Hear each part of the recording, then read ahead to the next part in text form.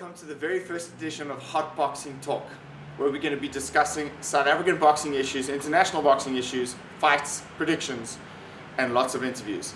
My name's Colin Nomaganjani Nathan, a weekly show for 10 minutes dedicated to your sport that you love, boxing.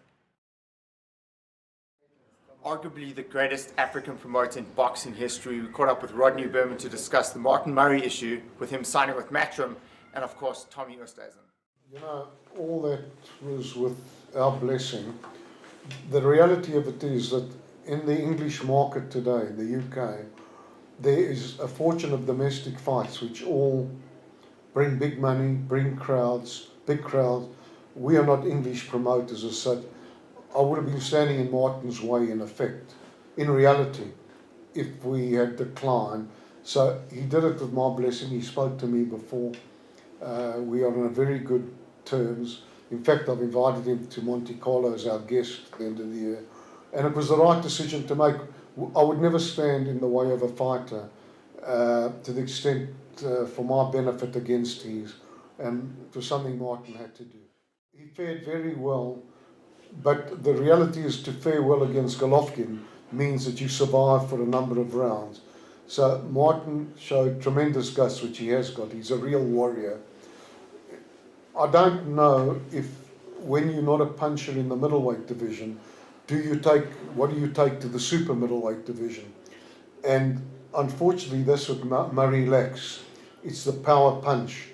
And when you're not a power puncher and people don't fully respect you, then it's very hard. Having said that, he's an excellent fighter, and I would like to think that he would take some extra power into the super middleweight, but I very much doubt it. It's not being fed up with him or not working with him. It's the problem of the uncertainty of not knowing if he's going to make the weight, if he's going to be match fit. You know, there's a lot of money that goes into it. The sad thing about Tommy, and I'll probably have to talk in this past tense, he was super talented. I don't know if he's still super talented. I don't know if his lifestyle has taken a lot out of him. But he's very fortunate. He's in a division which is very vibrant. There's a lot of money in that division. He's an unbeaten fighter, and he's always going to mean something, even if it becomes a stepping stone. You know, if it's a meaningful fight, and if it's an opportunity, then I will not say no. But what my personal take on Tommy is, he has a lot of personal problems. It would have to be a fight that would really motivate him, that he knows that if he goes in there, it's a real challenge, and if he wins, there's a pot of gold at the end of the rainbow. So I won't say no, and I won't say it will depend on circumstance. Hi, I'm Aidan Quinn, Western Cape Amateur Boxing Champion, and you're watching Hot Boxing Talk. I had a brief chat with sports journalist Hayden Jones and boxing journalist Cyril Lahong about three fighters, Thabo Sinchita, Deontay Wilder, and Tommy Oosthuizen. Okay, so the question is Deontay Wilder the real deal? Cyril, let me start with you. Well, I thought he was, but I wasn't convinced with this performance this past weekend. He got caught in the third round by, I think Molina's pretty average, and he got caught. And he didn't look convincing. He couldn't shut it down. I don't think he would do well against Klitschko. I think he would struggle against Klitschko. Hayden, your take? My take is that a guy like Deontay Wilder should be smoking the Eric Molinas of this world. He should definitely be going over these guys. If he had to give someone like Anthony Joshua the same opponent, I think he smokes him out a lot quicker than that. And that's the reality. Deontay probably didn't take this fight as seriously as he could have, and put him against a guy like Vladimir Klitschko, he could be in big trouble. Okay, the big talking point in South African boxing at the moment is Tommy Oosthuizen. Does he deserve another chance, and where's he going to go? Cyril, let me start with you. Sure, he's got a lot of talent, obviously. I think that's why he keeps getting the chances, because of the talent he's got. I think it comes down to him. You know, what he decides to do, how seriously he decides to take his career, Whether he deserves another chance or not, I don't know. I don't know. I think he can still make he can still go far in boxing, but he would need to take his career a little more seriously than he has been lately. Hayden? Yeah, Tommy is really talented.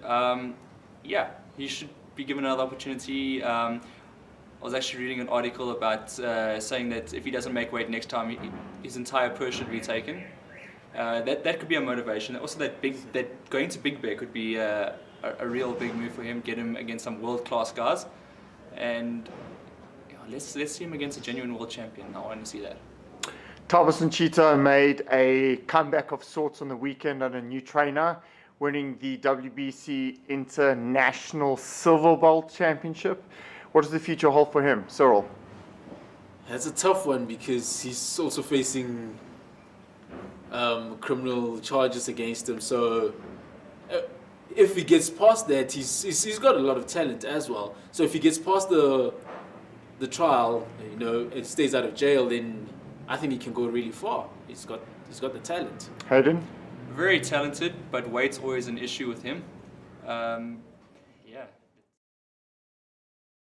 We had Real Steel boxing promoter Andre Teyser, former South African super middleweight and Commonwealth champion, coming in to discuss what went wrong with his show, why it was cancelled 2 days before the event last year between Kevin Lerena and Daniel Brewer.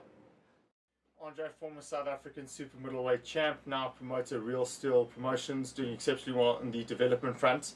Last year you were faced with a lot of controversy surrounding a big tournament that was pulled 2 days before a television date. I want to know your side of the story because you came under a lot of criticism for it, and I'm asking you, this afternoon, what's your take on what actually happened? Well, we had a lot of talk around the tournament. It was quite a big tournament. There was world-class tournaments that fights that went on.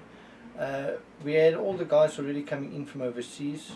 The sponsor Vodacom, that gave us all the information that they will go ahead and sponsor this tournament for us. Kept on delaying the money, and we kept on asking for the money. In the meantime, they said to us, go ahead with the tournament, we will definitely sponsor this whole event for you guys. Everything was an email sent to us where we got confirmation on everything. 2 days before the tournament, we asked them, listen, now the money has to be here or else we can't go ahead.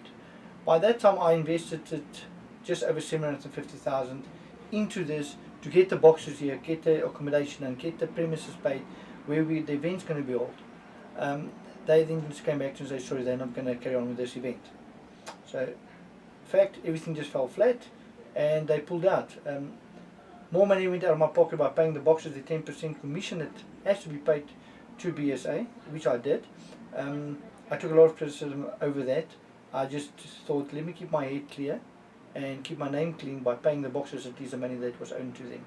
The overseas boxers also got paid their 10%, and we sent them back the next day after that was declined to us, that Vodacom just pulled out. Now, a lot of promoters in your position would have turned their back on boxing, but you didn't. You came back and you've done a host of development shows that have done exceptionally well, and now SABC is coming back, and I wanted to ask you, are you going to be applying for dates for SABC? Let me ask you the first question. We came back. I was going to pull out and leave boxing for life. The problem is I've been in boxing since 5 years old. I'm now 46, so I've been in boxing 41 years. For me just to walk away and say, that's it. It's part of my life. Now that SABC is back, we'll definitely get involved and try to get dates for our tournaments. We had our last tournament, which was on the 3rd of June. We had 600 people there in attendance, which I think was great.